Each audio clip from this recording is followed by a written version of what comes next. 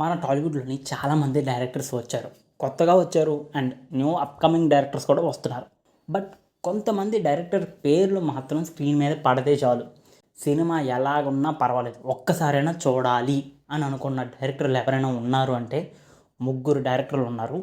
And pan India director already మనకు తెలుసు రాజమౌళి గారి గురించి. అది పక్కన పెడితే ఈ ముగ్గురు డైరెక్టర్లు ఎవరంటే ఫస్ట్ ఆర్‌జీవి, తర్వాత పూరి జగన్నాథ్, తర్వాత సందీప్ రెడ్డి వంగ. ఈ ముగ్గురు డైరెక్టర్లు కూడా తీసిన ప్రతి సినిమా ఆ సినిమాలోని హీరో ఎవరినో పట్టించుకోరు. కథ ఎలా ఉన్నా పర్వాలేదు. ఒక్కసారైనా సినిమా చూస్తే చాలు అని అనిపిస్తుంది. అయితే ఇప్పుడు ఫస్ట్ ఆర్‌జీవి గారి గురించి చెప్పాలి అంటే 90స్‌లోని ఇతను తీసిన ప్రతి సినిమాలకి ఒక హవా అయితే నడిచేది. అండ్ స్టార్ ఇమేజ్ కూడా హీరోలకు తెచ్చిపెట్టేది. అలా ఉండేది. And next Puri Jagannath. ఇతను తీసిన ప్రతి సినిమాలోని హీరో క్యారెక్టర్ని ఇప్పటికీ మర్చిపోలేరు. అండ్ హీరోలకి పెద్ద ప్లస్ పాయింట్ అయింది అంటే ఇతని సినిమాలతోటని చెప్పాలి.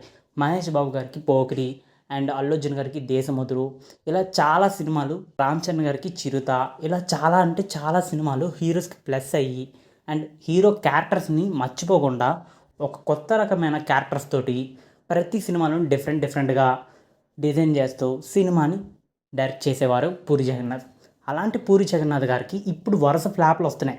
ఇది పక్కన పెడితే ఒక బెస్ట్ ఫిలిం, అప్కమింగ్ ఫిలిం రావాలని కోరుకుందాం. And next Sandeep Reddy Vanga. ఇతను చేసిన ఫస్ట్ ఫిలిం తోటే టాలీవుడ్ మొత్తం తన వైపు చూసేలాగా సినిమాని డైరెక్ట్ చేశారు. అదే అర్జున్ రెడ్డి. ఈ సినిమాని తెలుగులోనే కాకుండా హిందీలో కూడా తనే డైరెక్టర్గా కబీర్ సింగ్ అనే సినిమాని డైరెక్ట్ చేశారు. అండ్ బాలీవుడ్లో కూడా ఇది పెద్ద హిట్ అయింది. సందీప్ రెడ్డి తన ఫస్ట్ సినిమాతోటే టాలీవుడ్ మొత్తాన్ని చూసేశారు.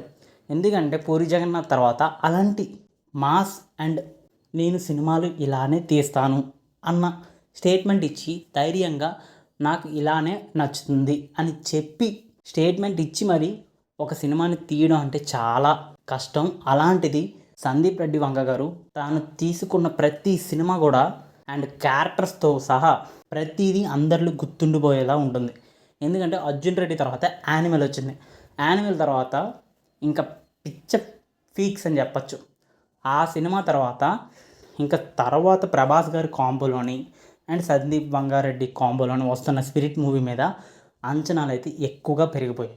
ఎందుకంటే సందీప్ రెడ్డి వంగ గారు పూరి జగన్నాథ్ తర్వాత అలాంటి మాస్ అండ్ కల్ట్ డైరెక్టర్ని చాలామంది చూసి చాలా ఏళ్ళయింది.